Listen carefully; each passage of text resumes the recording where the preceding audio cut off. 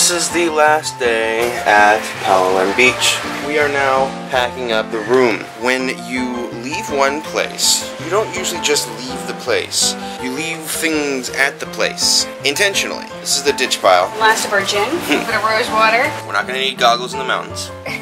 Got frisbee, stretched out bathing suit bottoms. And I am leaving ridiculously low slung shorts. Note that this is how much weight Larry has lost since we've been here. My pants used to be loose and they're now like chubby.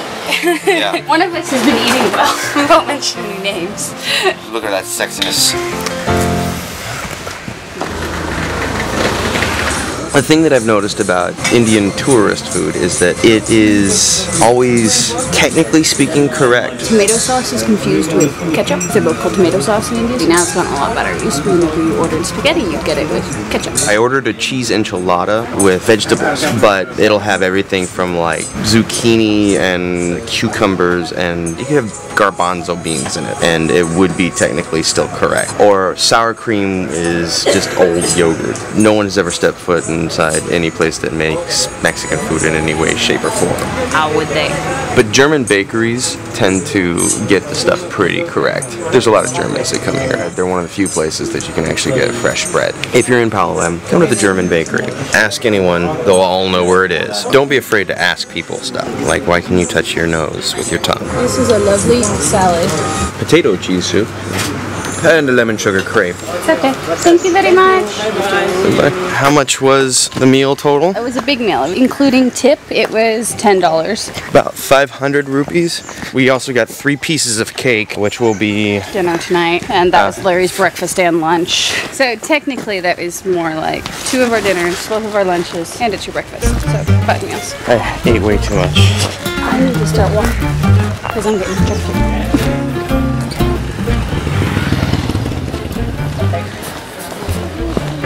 We're on our way to the road. We're debating on whether or not we're going to use a taxi, which is what I'd prefer to do, or take the bus to the train station in Margao, which is about an hour by taxi, and by bus, about an hour and a half, 2 hours. Buses aren't very consistent. We'll see what we find. What is our limit on the taxi? You tell me that. You're paying for it, so... I've got 500, so whatever you think is reasonable. I'm going to start at 300. It's 50 rupee to the dollar, so you do the math. So round 1, we had a vote for 600. You tried to talk him down to 300, and he said nay.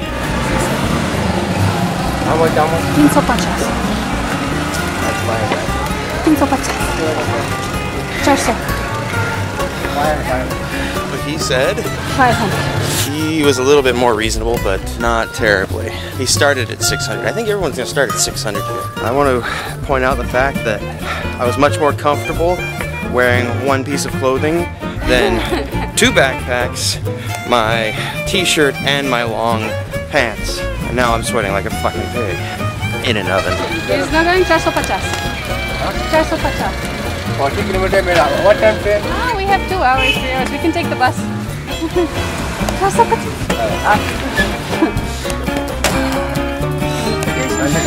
Go ahead and put yours in.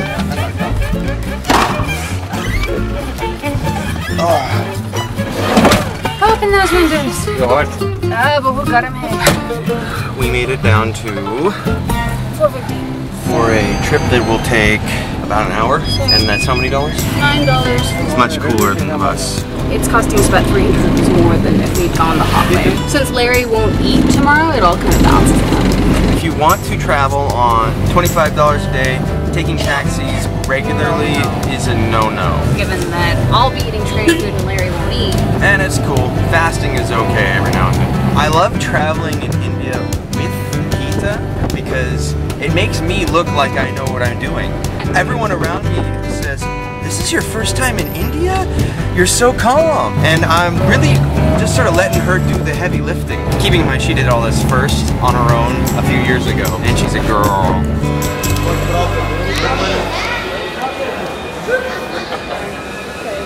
We go down there. This is the train station that we slept at when we first got in, and it was in the middle of the night. We slept right there on the floor. puppies. What do you want to sit? 10 minutes? Oh, no, wait. So we have an hour and 15 minutes to wait until our train shows. Where do you want to set up camp? Right here is... I'm sure there's spit just about everywhere. Good point.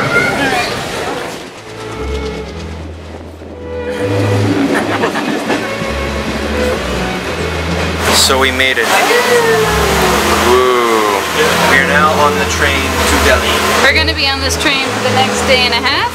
At some point, Larry will probably stop speaking to me altogether. He's going to be going into mourning since we've left Palalem.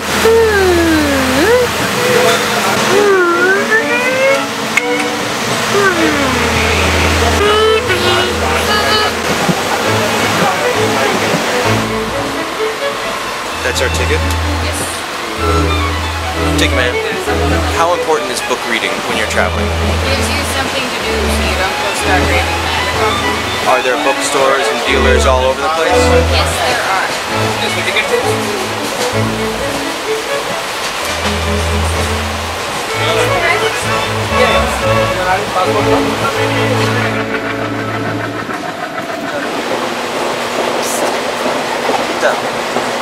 People are constantly walking by all night and all day trying to sell you shit like that.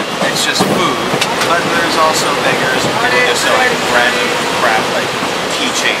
It kind of ends about 10 o'clock. It's up at about 6 in the morning, and it's pretty much just constant back and forth.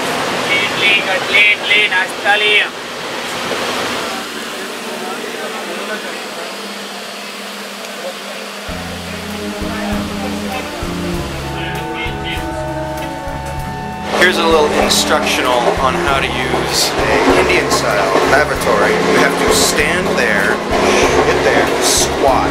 There's the handle. You have to grab this handle and always use your right hand and balance yourself on the foot pads right there. And then what you do is with this right here, you wipe your ass with, always with the left hand, never with anything else. There's no soap and a rather overall disgusting situation. Although this isn't bad because there's no mosquitoes in here right now. I highly recommend bringing your own toilet paper, usually something small like this. Put it in your pocket, keep it with you. If you don't know how to wipe your ass with water, it's always invaluable. On a train like this, it's impossible to use the water.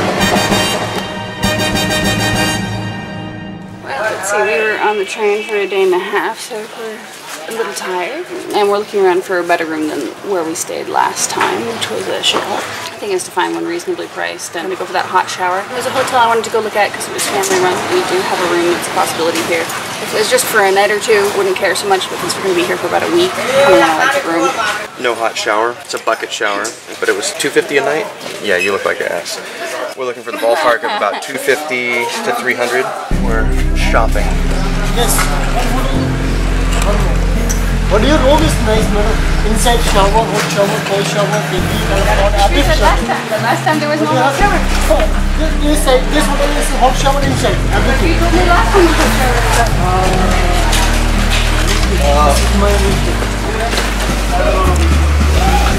Gita is looking for the place that we found last time we were here. I think she found it.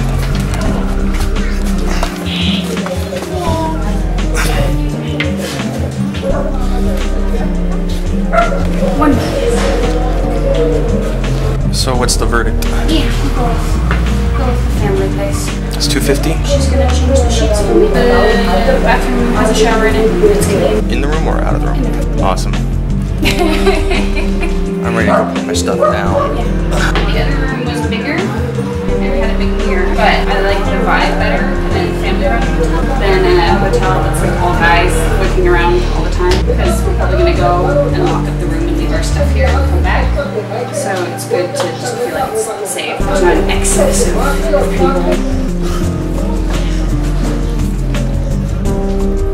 And this is the room. We've got sheets that look remarkably like our own sheets. We've got a mirror. Ooh. And then, oh my goodness, a Western style bathroom with actual hot water. The coup de grace is the television.